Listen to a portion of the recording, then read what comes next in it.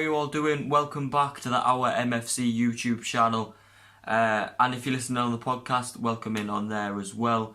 Welcome to this week's edition of the weekly news. We've got quite a bit to get through. There's quite a few points here, a few interesting transfers, loan moves, as well. Some contracts have been signed, extensions as well. So there's quite a bit to get through. So without further ado, let's get into it. Just a reminder, guys, if you haven't already, make sure you hit the subscribe button on the OurMFC channel for some of the best Middlesbrough FC fan content out there. You won't be disappointed. And if you are listening on the podcast as well, make sure you save us to your library on whichever platform you're listening to us on. It will be massively appreciated by all of us. And so, let's get into the weekly news. Our first story this week is that Sol Brynn, young goalkeeper, has been recalled from his loan at Scottish side Queen of the South because Chris Wilder wants him to contend for the number one goalkeeper spot. Now, I know that there's been a lot of talk around goalkeepers recently. Who should we have in? Should we have Daniel? Should we have Lumley? And obviously Sol Brynn's been out on loan. We have Stojanovic. He's also gone out on loan as well. More on that in a little bit. But Sol Brynn coming in, challenging Lumley and Daniels for that number one spot. I think it's going to be very good.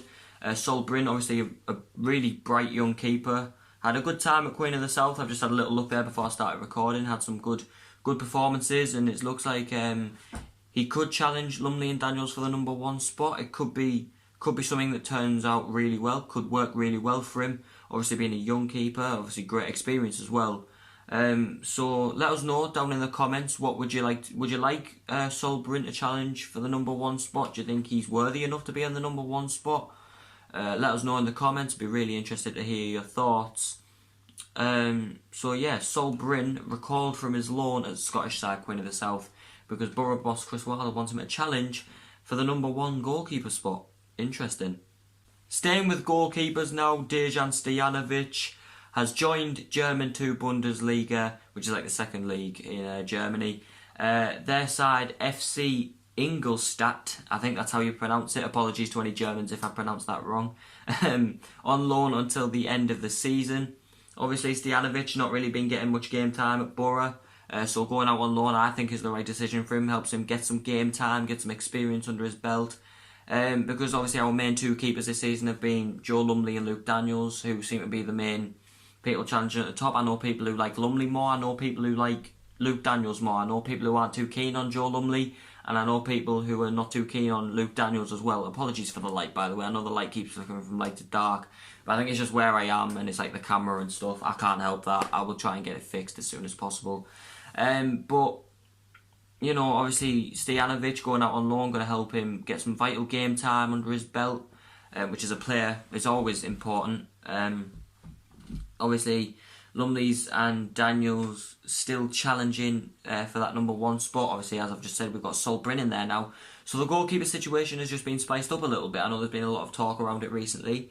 Good luck to Dejan. We wish him all the best on his loan spell.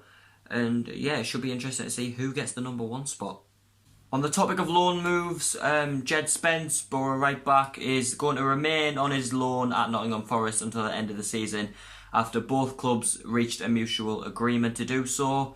Jed Spence obviously has had some great times at Nottingham Forest recently. He won a little award. I saw a picture of him winning a little award there for his performances, which is always good for a lone player. The fans seem to like him. He seems to be doing well there, getting game time. And it's important for Jed. Personally, I don't think he got off on the right foot at Boro. I think that a lot of people were critical of him, and I think that this chance for him to go to Nottingham Forest and improve before coming back and then hopefully challenging his way back into the side as well. But he's going to stay there until the end of the season. We wish him all the best. Obviously, he's had some great times there so far, and all of us wish that the good times keep coming for him. So, Jed Spence staying on loan at Nottingham Forest, until the end of the season. The loan moves that are out there we've covered now. Let's get into the loan moves that have come in. Brighton's Aaron Connolly, a very exciting move for him, joins us on loan from Brighton until the end of the season. I've just seen on Twitter actually a video reel of him, his goals that he scored, and he looks like a very promising player and he could help us. So, yeah, looking forward to see what Aaron Connolly can bring to the table. Welcome to the Boro, mate. We all wish you all the very best. So, yeah, joins us from Brighton until the end of the season. Could really be a driving force in our race for the playoffs and promotion because it is looking promising recently. We can't deny that from the performances. Promotion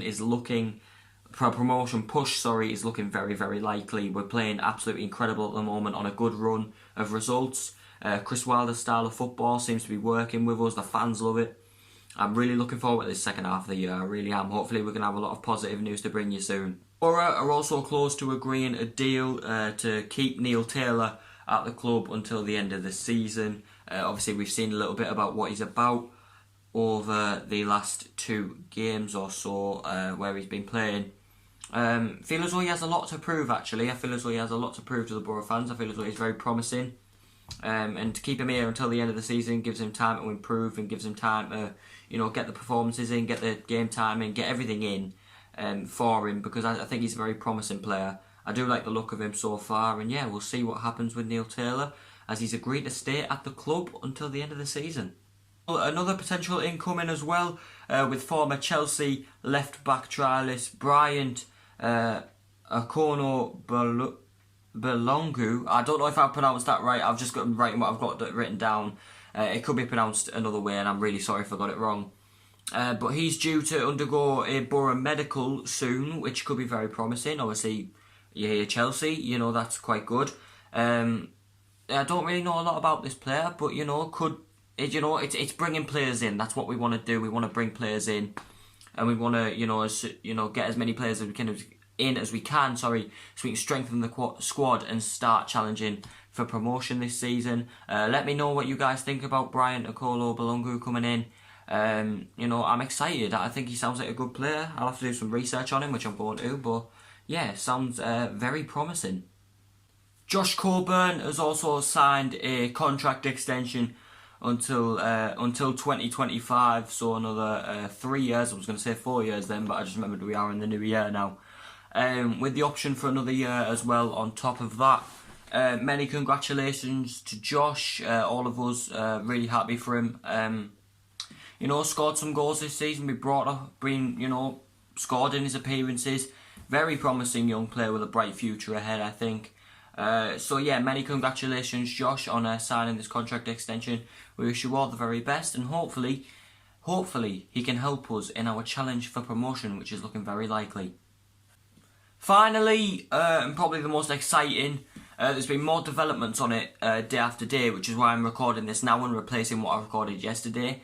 Boro are edging closer, and it's actually a really exciting move this, to sealing Folarin Balogun from Arsenal. If you remember, we did mention him in a previous weekly news vid, saying that us and West Ham were in the running to try and get him, but it looks like we are going to be the ones who come out winners in that. After we are expecting a deal to be met between the clubs for a 40k wage a week for him as well, which might seem like a lot, but it's alright, Derby are paying for it. But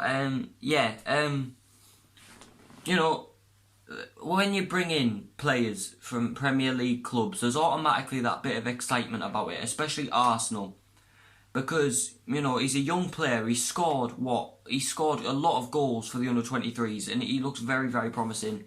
But the question is, if we get him, do you take Sporar out? Do you take Watmore out? It's going to be interesting to see how he, works Balogun into the squad. But yeah, it's a very exciting deal. This should be completed at some time next week. If you're watching this video when it goes out, that's around the 7th or whatever, I don't know, like something like that. From the 7th to something, I don't know. But keep an eye out because it'll come soon. But yeah, we're edging closer to a deal for Folarin Balogun from Arsenal. Very exciting deal this, and I'm looking forward to see how this develops. That is all the weekly news we have got time for this week. I hope we've well informed you, as we like to do. Yeah, in the comments, let us know what you think about these stories. Do you agree? Do you not agree? Do you think they'll be good? Do you think they'll be bad? We're always interested to hear your opinions.